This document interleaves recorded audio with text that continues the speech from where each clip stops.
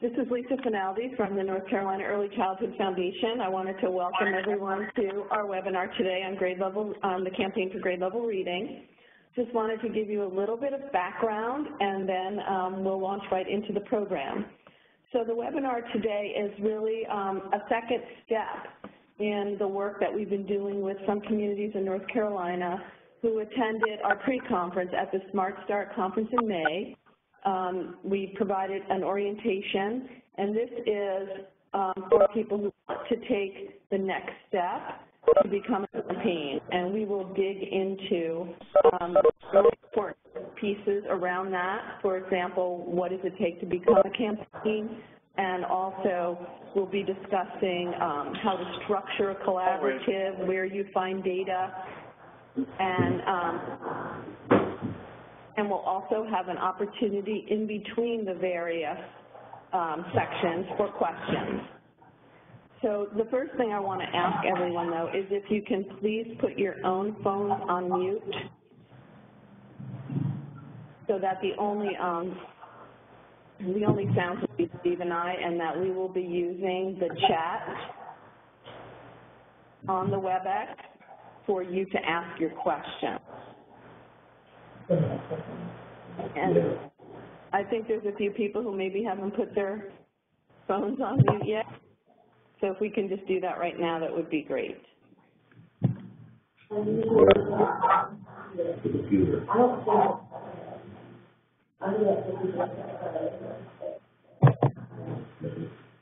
Also wanted to let you know that we will be recording the session so you can share it with colleagues and also other people who are interested in being in your collaborative when the program is over. And also, I am going to send out a quick survey so that we can hear from you about whether and how the program today provided you with your needs, and also an opportunity for us to follow up with you if you still need more information or what next steps we might be able to assist you with.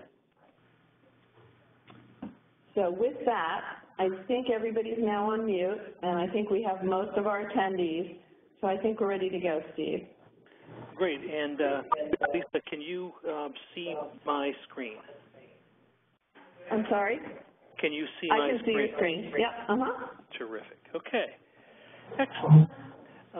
Well, my name is Steve Greeley, and I'm the president of DCA, and we're an organization that has been guiding efforts to achieve progress in education, health, and other issues for about the past 24 years or so. So we have a fair amount of experience in what is now called collective impact, and we are the organization that's providing guidance to the campaign for grade level reading about coalition building. And what we'll do in this first part of the webinar is talk a little bit about some key lessons learned just about the whole realm of collective impact, and then we'll go into background about becoming a grade level reading community. So the first thing that I would offer as advice to everybody is that it's very helpful to think of the campaign as a cause. What I mean by that is that people and organizations are motivated to be part of something that's bigger than themselves, and they find that pursuing a goal is more compelling than simply supporting programs or services. And I think a lot of the literature about collective impact doesn't deal that much with the issue of motivation, but it's really important. So a cause is basically an organized effort to achieve some kind of transformation in people's lives.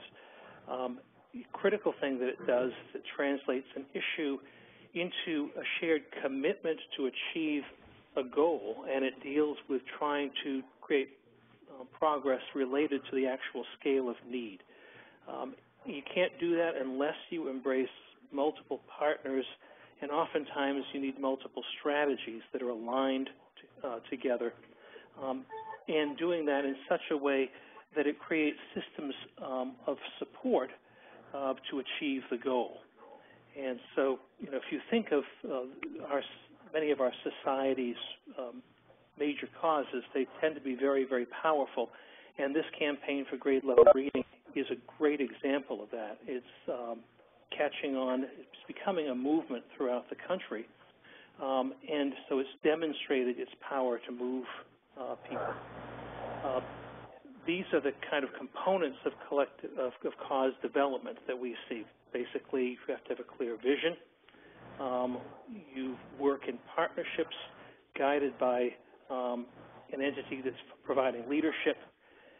You have a clear roadmap for what you're trying to accomplish. And when you do those things, it tends to attract all sorts of resources. And we've seen this over and over again. There are different types of partners that typically play an important role in this kind of progress. And we'll be talking about the champion or so-called backbone organization in a few minutes. But in addition to that, it's helpful to think about the types of partners and the roles that different organizations and people can play as you're trying to recruit a coalition.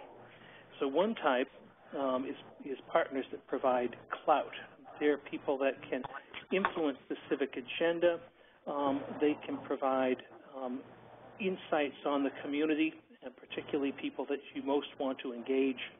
And they are oftentimes indispensable, and they come from various different places in the community, not just your traditional civic leaders, but also sometimes neighborhood-level leaders. There are program partners, organizations that take a lead responsibility for executing actual strategies that you develop. It's not oftentimes recognized, but this is an important one, relationship partners, partners that offer you insights and help you make connections to the families and children that you most want to serve.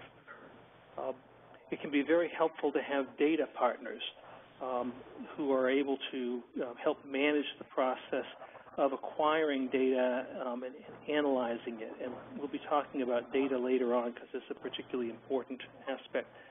And then there are funding partners. And oftentimes we think of funders as those organizations or people that we go to when we have everything all fully developed and we ask them for help. But it can be very, very helpful to bring funding partners right into your coalition, and we've seen that in many instances funders are really willing to do that. And the great benefit of that is that then they actually feel a part of the effort and not just standing in judgment of what's happening.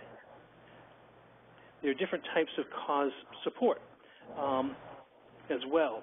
So one is critically important, and that's programmatic. Organizations that make the cause, in this case the campaign, a top priority. They take responsibility for executing key strategies, and oftentimes they do that with their own existing resources. That's hugely important because you don't want to be a leader of the campaign and be doing all the work yourself. Success depends on having this kind of programmatic assistance. Then, as I said, there's funding support. And we've seen in the campaign that's not just private sector support. That can come in all sorts of forms, including aligning public support behind the campaign. There's support in terms of mobilizing constituencies, reaching out and engaging the families that you most want to reach. There are organizations that have a natural relationship because they work with those families on a daily or weekly basis, and they can become very powerful partners. And then there's advocacy, support for your own fundraising and for policy change, and just for making this cause an important civic priority. A couple of quick things about motivation. People participate in causes because, first and foremost, they identify with the issue. And this campaign, the whole issue of early childhood literacy, I've found over the years is very, very powerful, because people remember their own experience in learning to read, and they incredibly identify with it in terms of their experience in their children's reading or their grandchildren's reading. So this is something that really connects with people in that sense. if they have confidence in who's leading the cause and that there's a strong partnership, that's a real strong motivation. They have to be invited to contribute. They don't just offer to do it themselves, and they have to have specific opportunities to achieve impact. Whereas organizations have all those kind of motivations, but they need to also see that the campaign, in this case the cause, has a connection to their own core mission, that they have the opportunity to get benefit from participating because it can showcase what they're doing, it can build relationships with key constituencies, it may be able to advance financial or political objectives. So they participate, organizations participate because it helps them do things they already want to do. And so I'm going to pause for a moment and just see if we have any questions at this point. And you feel free to use the chat function to type in any question.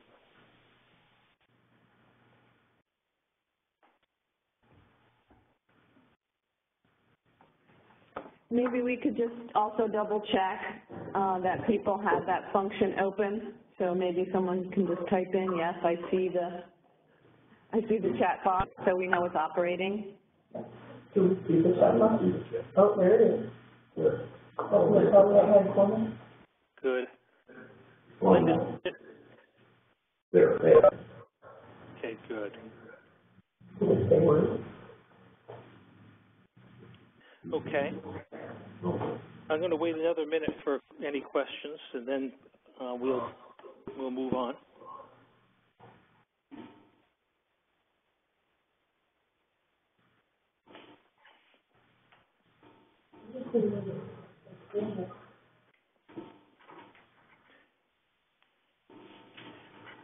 What I'll just add, just to underscore, is that the Campaign for Grade Level Reading at this point has engaged well over 160 communities around the country.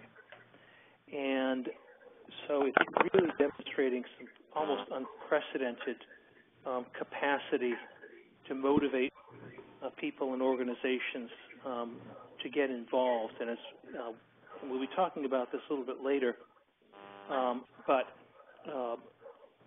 one of the things that my firm did was interview all of the PACE-setter communities from 2014 to understand why, how they've been successful. And virtually all of them have been successful as a result of strong partnerships that they've created connecting to these kind of motivations.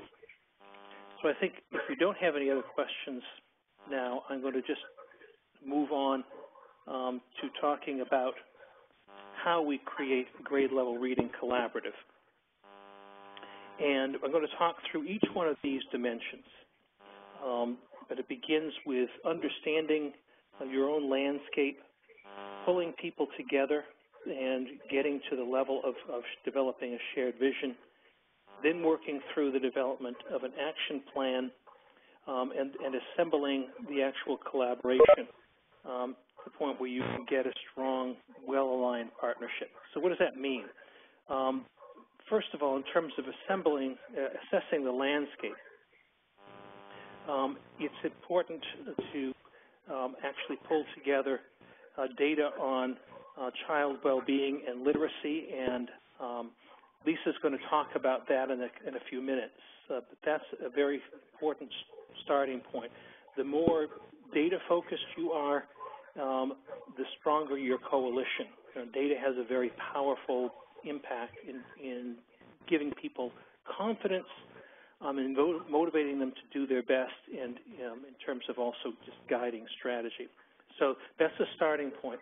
And then one of the things that is very important is actually to go out and network, meeting with people that are stakeholders on this issue in order to have an understanding of who's already involved in this, who cares deeply about this issue of early childhood literacy, and has something to bring to bear.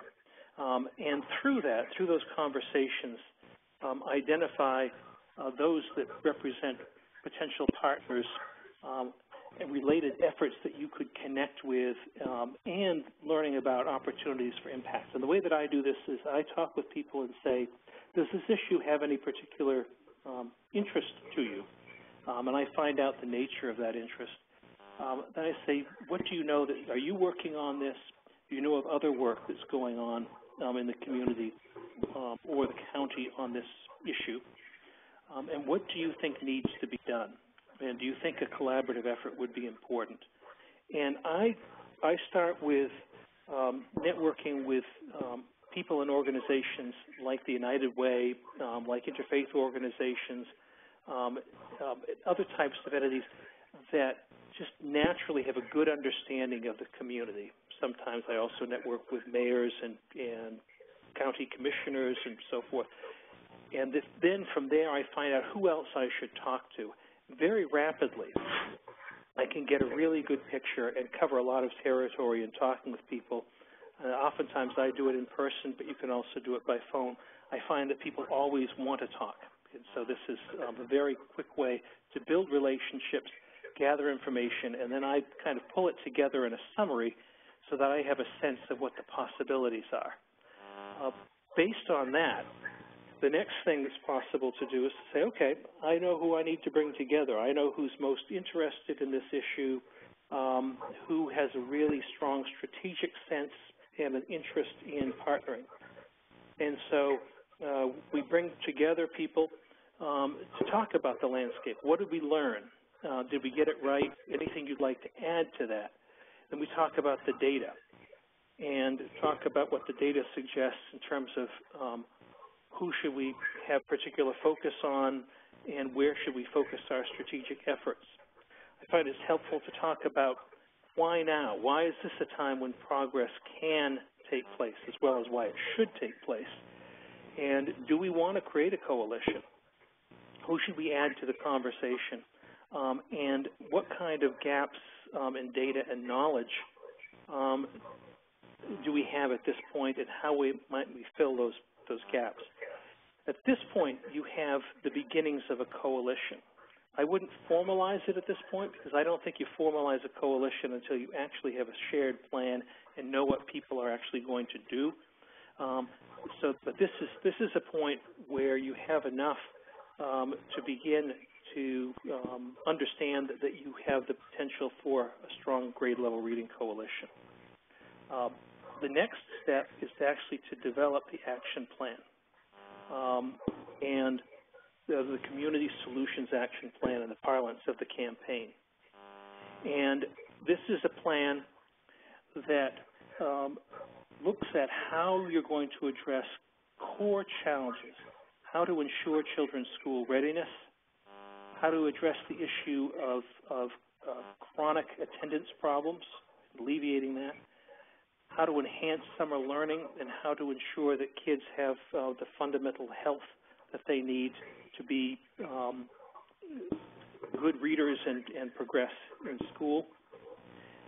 And in putting that plan together, the things that we look at are what's already going on that is high quality, that might be strengthened in some way, and that could be scaled and perhaps better coordinated. And many of the most successful communities have done a great job on that particular issue. They've taken stuff that's already in the community, and they've figured out how to ramp that up and better coordinate it. It also can involve looking at proven practices from outside the community, and the Campaign for Grade Level Reading has a lot of information on that. So there's things that you can be in a position to import, and oftentimes there are already existing efforts for collaboration. They're going on in the education realm that you can connect with. The action plan asks you to set yearly goals through the year 2020 and identify, and also doing that, you want to identify, if we've got these strategies, what kind of source of policy requirements do they present to us that we'll need to meet. Then from that process, what you're able to do, you've had now a group of people that have participated in the planning, and in that process, you've been able to talk with them about who might be able to help on what strategies. And so you're able to move to the point of saying, who's got what roles and what commitments are you going to make in support of the campaign? And who is going to perform that champion or backbone function? Who do we agree is best positioned to do that? And what kind of structure do we need in order to support this effort, this collaboration, and make sure that in doing that, that we're making everybody accountable, we're having strong communication and advocacy coming out of it. So what the campaign will be looking for at this point, when you do your Community Solutions Action Plan, is a number of things. The campaign will want to know how likely is this plan going to work? What are the outcomes that you aim to produce? And are your strategies really aimed strongly, and do you have the capacity to achieve what you're setting out to do? In terms of impact, is this going to work at the scale of need? Or is this going to be some small-scale effort? And the preference is to be working at the scale of need. Is it an effort that looks like it's going to be sustainable? So it's a real strong partnership, and is it going to be able to hold together at least through 2020? And in innovation, fundamentally, what are we going to be doing differently in order to produce the outcomes that we seek? And so that's really kind of the key question there. The structure that helps put this together has a number of different dimensions. At the center is that champion or backbone organization. There are strategy groups. I favor having an actual stakeholder group and leadership group. And what that can look like is this. The champion organization or backbone is the organization that, if you look at the bottom check, it takes responsibility for facilitating planning and coordination, and it takes a lead role in making sure there's resource development plans and advocacy plans. It focuses its own attention and its resources on the result. So it really takes on this as a top priority. It welcomes others as partners, and it has unambiguous commitment to the cause. I find that then there's these three levels of partnership. There's a leadership group partnership, who can be the advocates for this in the community, offer advice on how to engage the community, provide an overview, help on strategy, and make sure that everybody's accountable. Under the strategy area, these are groups that you can pull together, and they would be small groups, but essentially they're the ones that refine and manage the execution of campaign strategies. And you can have this, the same organizations addressing a number of different strategy areas, if that makes sense for your community. So it's not like you have to have individual strategy groups. But the idea here is that you have partners that take responsibility for the success of the strategies and their execution. By stakeholder group, I mean reaching out and providing a formal role for people. Oftentimes these are parents that can provide guidance on what you need to do to best serve your top priority population. And so they're people that have a lot of insights. They themselves are really good strategists. And over time, what they're able to do is not only provide strategy guidance, but also make sure that your strategies are working. And so they give good help in that dimension. And what I'm going to do now, again, is pause and open up the chat box and see if anybody has any questions on these aspects of what we've been talking about. I'm moving through very quickly here because I want to make sure that we do have time to answer any questions that you have.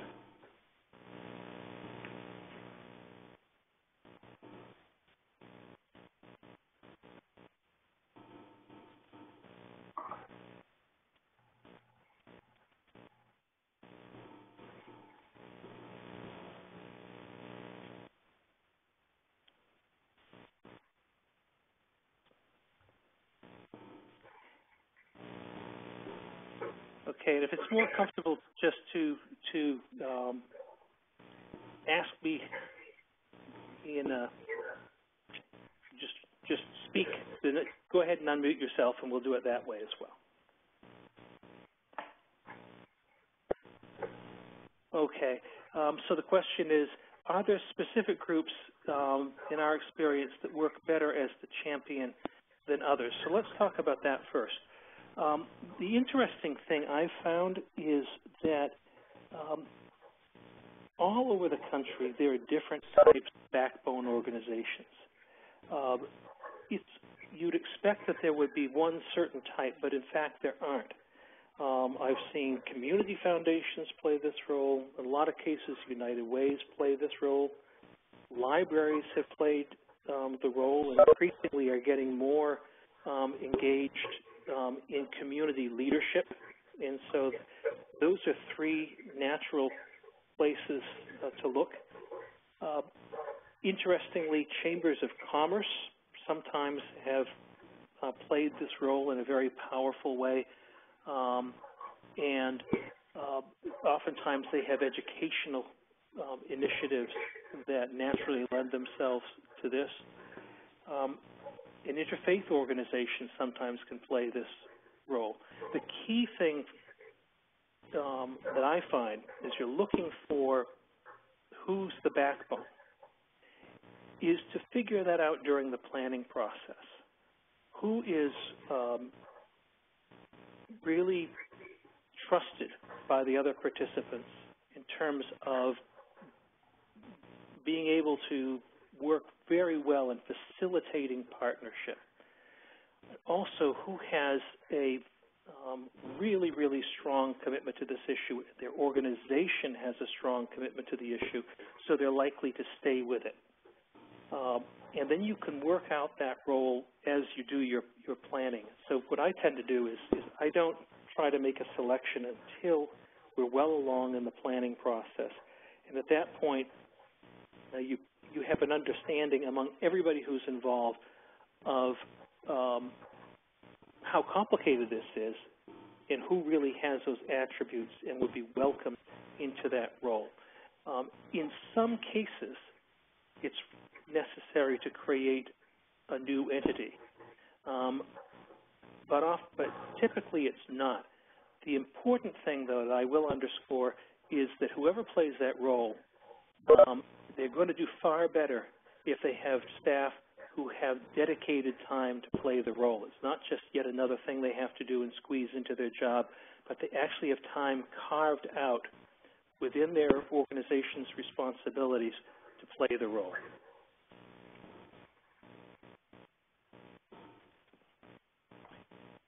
Any other questions on this?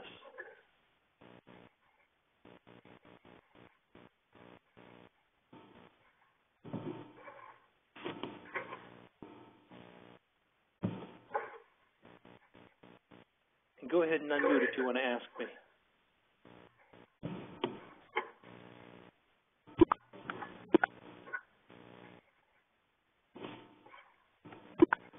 Okay.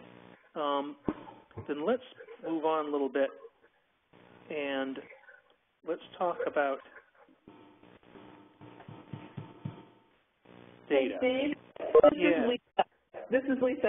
I think we might have skipped a slide that I'm happy to do if we could go back to it. You know, we did, and it was an important slide, so I'm bringing it up. I was looking for it. Thank you.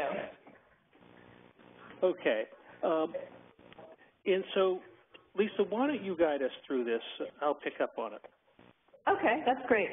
So as the state lead for the campaign for grade level reading, our hope is that we're making contact with communities that are interested in becoming part of the network so that we can assist you and guide you and share with you the lessons that we're learning from existing communities all around the country, and hopefully make it easier for you to get to a place where you submit a fantastic plan.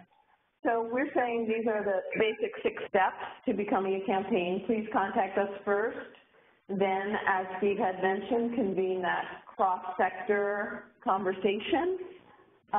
Then it's a very short letter, but there is a request from the national campaign to submit a letter of intent.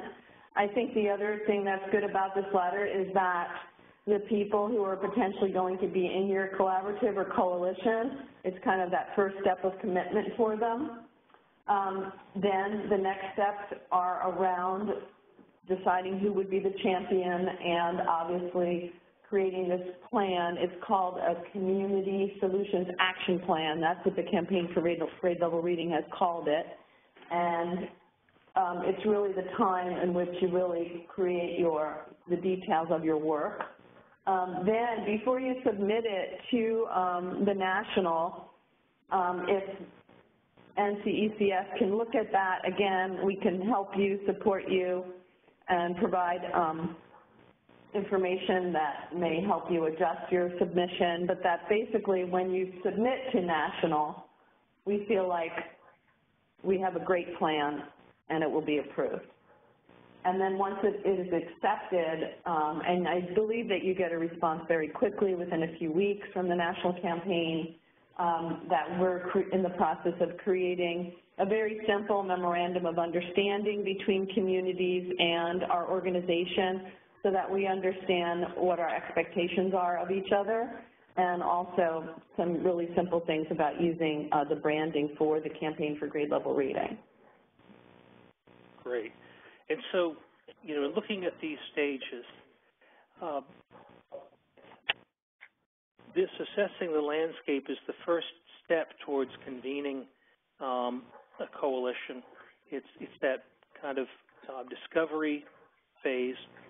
Once you have brought people together and you've gone through this work of visioning together, that's when you're pretty much ready to submit that letter of intent. So that's saying we feel confident enough that we are going to have a coalition, that we're formally initiating the process. When you develop that action plan, this is the end result of the CSAP is the end result of your planning process. Now, this can take a bit of time. This can sometimes, getting to this point, could take 3 to 6 months. So don't worry about rushing. The really, really important thing is that you take the time to get this right. And so it's really important to work very deliberately with people so that by the time you submitted your CSAP, you know you have a coalition who's got strong leadership and whose members are really going to enthusiastically collaborate and take their own responsibility for doing the campaign work. Communities that struggle tend to have moved too quickly through this process, and then the weight of trying to make progress falls on somebody's individual shoulders. The other thing that happens that winds up creating setbacks is when a community has changes in that champion or backbone role because a key person left or because the organization simply didn't have the level of commitment necessary to make this a top priority. Facilitating partnership is complex and sometimes time-consuming, and so you have to have the time to devote to it.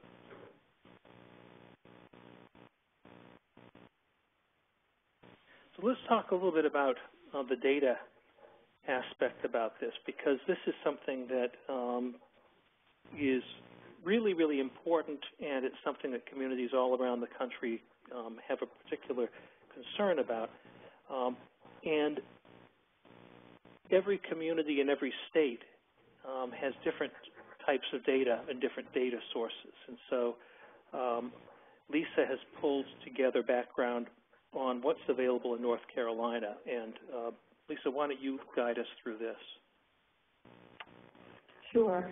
So after the webinar, I'll circulate all the links for these, but basically Tracy and I have tried to put together some of the places where you might go to find data with regard to the various pillars for the Campaign for Grade Level Reading, be around attendance or summer slide or healthy readers. And I think, again, what's really important here is what Steve was talking about earlier, is that when you start with data, it really can focus your conversation. So someone may come into a meeting with a very clear thought that they really want to focus on one element of the work. But by looking at data, they may discover that, in fact, there's an area where the organization could be more strategic and actually make more impact over a shorter period of time. So maybe selecting things where you can move the needle faster, is a good strategy. So looking at the data and doing that within the group of people who are considering to become the collaborative or coalition, I think is not only an exercise in educating everyone, but then people are starting at the same point because everyone is looking at the same information, even though they've come from very different places in terms of what they came to the room thinking of. So that's why we really think it's important to use the data to drive the conversation. And also when you look at the action plan that you have to create, it really is, while it's very much about the coalition, it's also very much about how are you going to show what outcomes you've been able to produce. And you can only do that when you have data.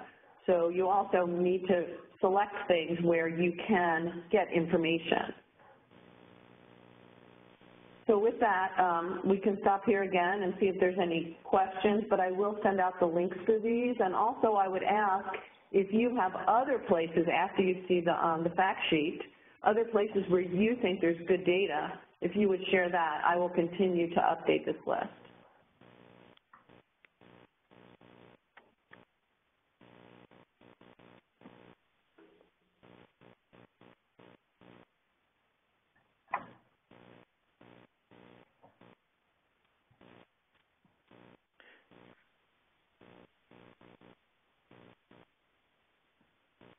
So Lisa, these are all sources of data that are available to coalition builders in North Carolina. Yes, so they vary. Some of them are from nonprofit organizations. For example, Kids Count, which is the AEKC Foundation work. North Carolina NC Child is the Kids Count organization here, and so they have a lot of information around child well-being, and I put that in there. But then also in certain cases, you're going to need to look at school system data, and so what's available and what isn't. Not everything is available, but if your school system is in your collaborative, well, you're more likely to more easily have access to data that is public.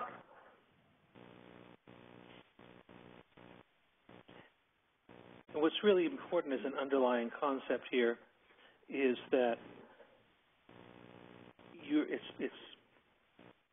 it's best to focus on existing sources of data, things that are already tracked. And pulling that information allows you to start understanding where do we see evidence of a problem in terms of a need, and where does that need seem to be concentrated? So who may need to have help? As you do your planning, it helps you look at, so what are the needles we want to move, and how will we track that kind of progress? So data is at the heart of the whole concept of results-based accountability. It's aligning your strategies and your partners' responsibilities around the measures that you've selected as being most important to be able to improve. And all around the country, communities that are able to create a dashboard of those kind of measures, so they're tracking them constantly, are gaining a number of different benefits. First, they're really underscoring that idea of making this a cause. A cause is focusing on end results, and so it's tracking progress, and that's always a major motivator to attract support for what you're doing.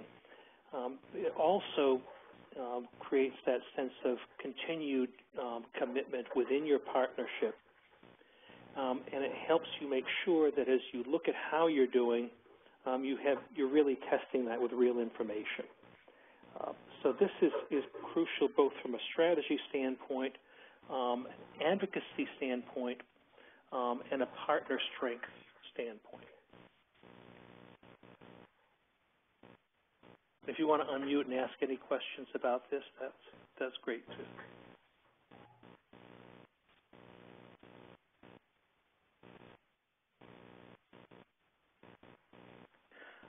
All right.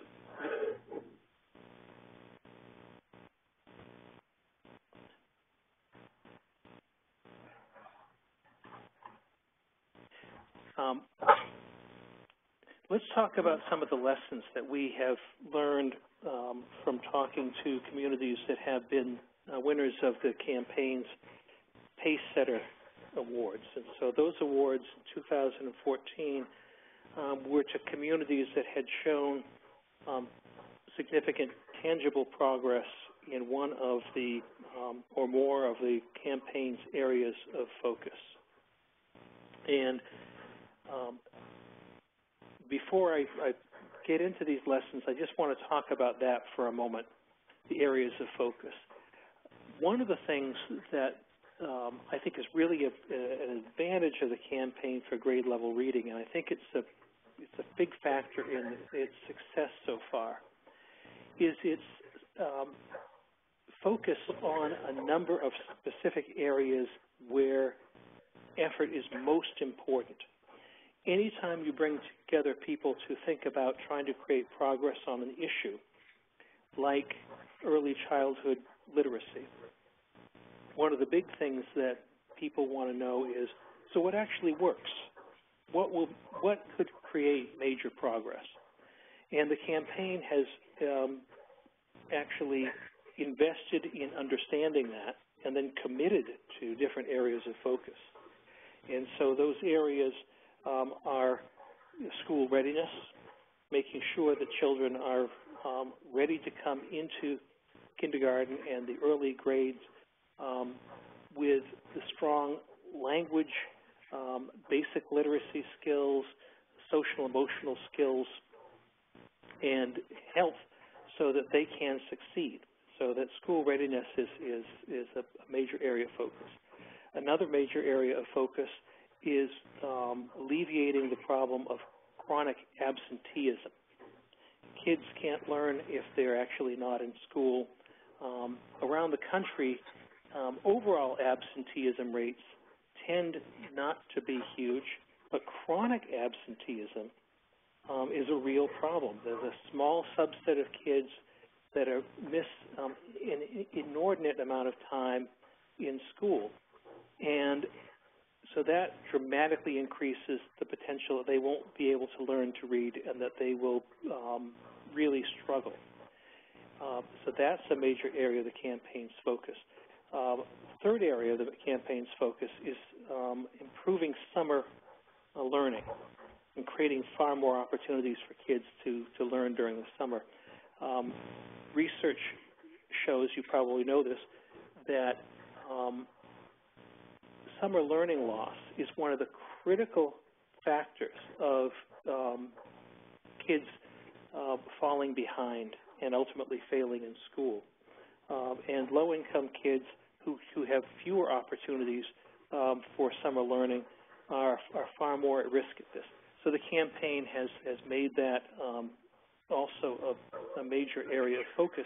Typically in any community, there are a variety of resources that can be drawn upon to provide more summer learning opportunity. And so they just need to be harnessed, in some cases scaled up. And then underlying this, the campaign has placed a kind of overarching focus on engaging parents and supporting children's health.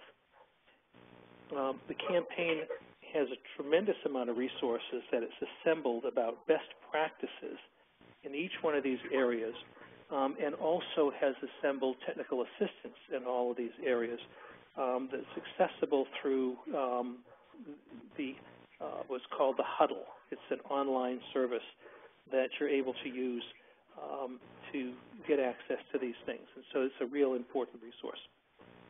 So with that as background, the key lessons that we have seen in talking with the 30 communities from this past year that have been most successful is that when they do their outreach, they're not just talking about early childhood literacy, they're talking about its relationship to other things that are important. So they're on the lookout for what's going to motivate people to really embrace early childhood literacy as a key civic objective.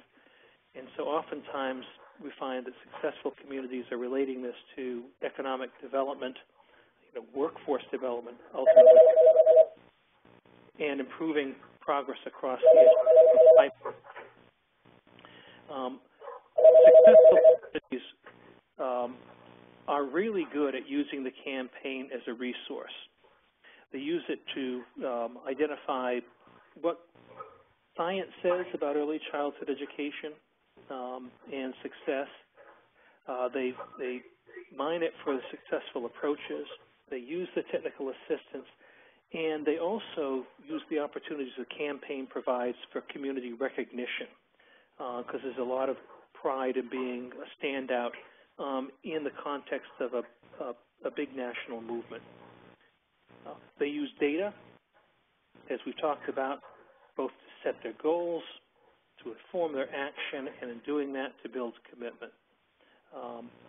Another thing that they've done well is figure out how to partner with schools in ways that provide schools with clear benefits. Sometimes partnering with schools can be challenging because school systems have just daily challenges themselves that make it sometimes very difficult for them to partner. Every week brings things that sometimes divert their attention. Oftentimes there's a lot of change within school districts, leadership, and so forth. But one really strong avenue we found in talking with communities is taking on the issue of chronic absenteeism. Sometimes we've found that we've heard schools might say, well, we don't have an absenteeism problem, but they're looking at the overall rates of absenteeism, not the chronic rates. But we found that communities, the schools have been able to and willing to just take a look at that issue. And once they do, they say, oh, my goodness, we have this subset of kids where we have a real problem. And so they're then willing to come into the campaign and say, if you can help us solve that problem, that'd be great. In solving the problem and taking it on, one of the things that it helps everybody do is identify what families might need most support, because, again, this problem oftentimes is really concentrated among a smaller group of families.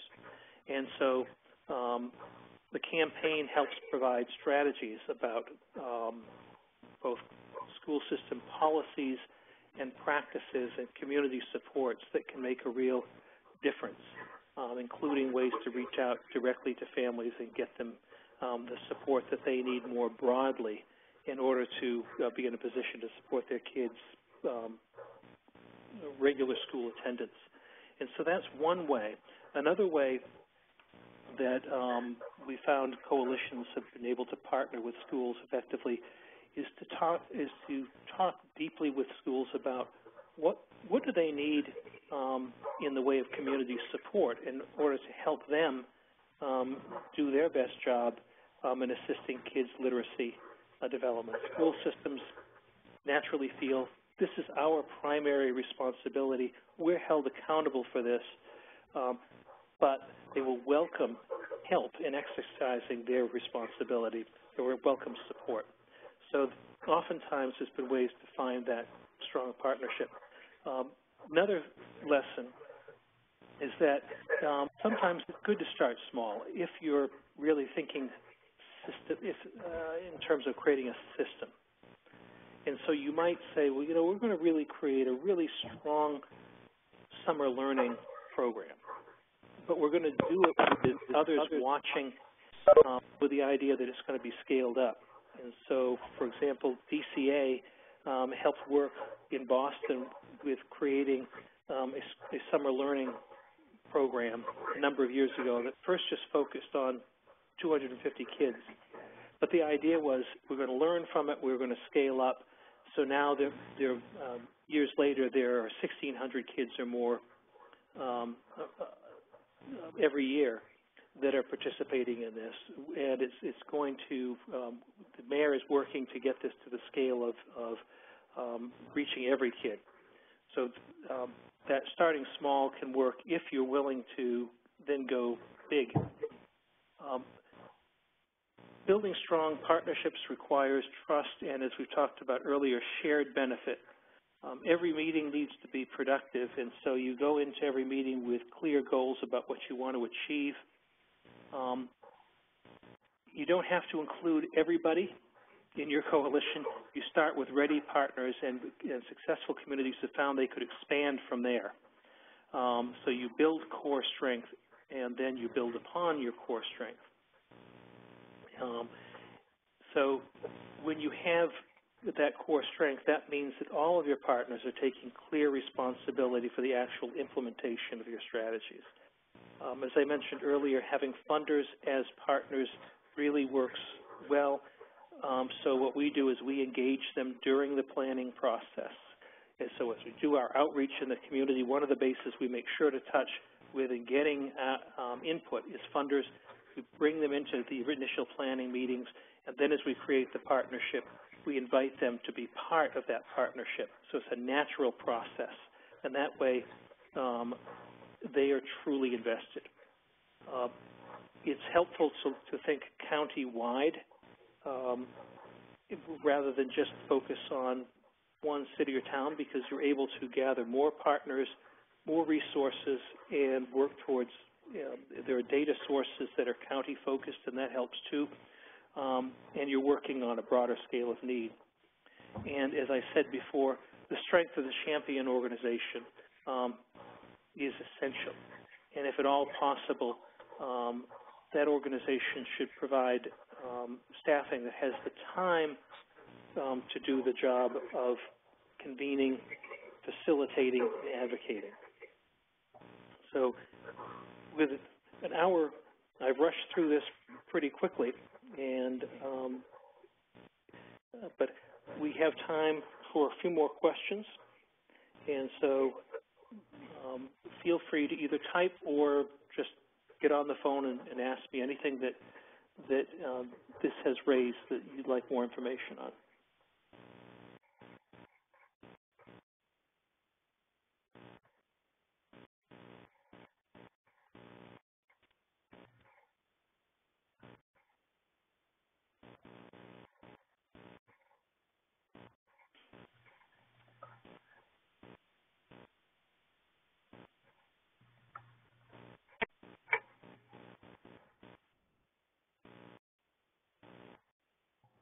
Anybody speaking who's actually on mute?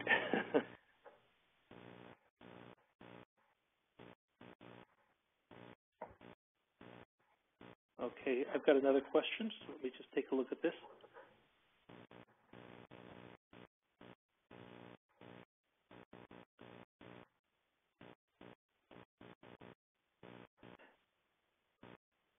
Okay. Jim, you're asking me if we've had a lead group that's strongly committed to an issue, do you follow that? Yes. So here's my feeling about it. I think that within the campaign strategies, there are naturally going to be opportunities where you see partners not only deeply interested in one particular aspect of campaign strategy, but are really committed to the idea of pursuing that. And I think that's fine to take a particular focus on that issue. So let's say you start with attendance, chronic attendance, or you start with summer learning, and you build your strategy and your partnership initially around that. I think that's fine. But it is important, Jennifer, you're asking this question, to make sure that as you do that, you are keeping the other strategies in mind, and you're talking about the other strategy areas, because really, ultimately, they all have to work together. So you might start with going deep on one strategy area, but you keep everybody's attention on the idea that ultimately you're going to broaden that, and so you keep that in the mix of things that you're doing in order to build a comprehensive system of support for early childhood literacy. So in the initial data collection, I would at that point look for data across all the strategy areas. I would start broad, and when it will help you then identify where there may be the need for particular areas of focus. But it also allows you to give your planning participants a look at the full picture. So I'd start with the full picture and then target in if that's where the opportunity is greatest.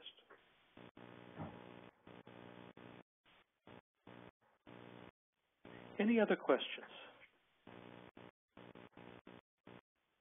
Okay. As you convene partners, do you suggest roles for them? I think if you've done this outreach, where you've talked with people in the community who are potential partners up front, you were able to get a sense of what their roles might be because you see how they're engaged on the issue. You're learning from them about what their work is all about, what they may be already doing on the issue. And so you're coming into the planning process with an understanding of what their role might be. But I tend to actually then draw out what the actual role and commitments are to the role as the plan takes shape. So I don't necessarily propose it up front. I let that kind of come out, and then if it hasn't come out, then you suggest it, give people something to react to. But you want them to embrace their own roles. And so you want them to say, this is the role that I'm best positioned to play and that I want to play, and I can see this providing my organization benefit if we do play. I'm pretty explicit in making sure that I'm asking, what benefit do you want to gain from being a part of the campaign, and what role suits you best?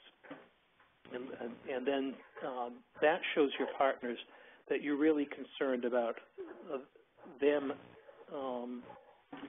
advancing their own objectives through participation in the campaign. Any other questions? Okay, so it's 11 o'clock, and I want to be sure we respect everybody's time, but I hope this was a really valuable webinar for everyone today. A couple of things in terms of follow-up. One is that I will send out the link for the recording, and also I will send out the fact sheet about the data points that we went through earlier. And then lastly, I wanted to remind you that I will send out a survey, and the survey is just very short, maybe 5 questions, getting at what you still need to know in order to move forward and also for us to learn about creating great webinars. And then based on that, when I get the surveys back and I'm asking people to try to do them quickly within the next few days, I was thinking about just holding a 30-minute town hall conference call next week where if you want to really get at those questions and talk about them directly with me, we can do that, but also listening to other people's questions, which always has valuable learning experiences. So I think that wraps it up for today, and I thank everyone for coming and for your patience while we got the technology sorted, and we'll be in touch soon. Thank you. Thank you very much.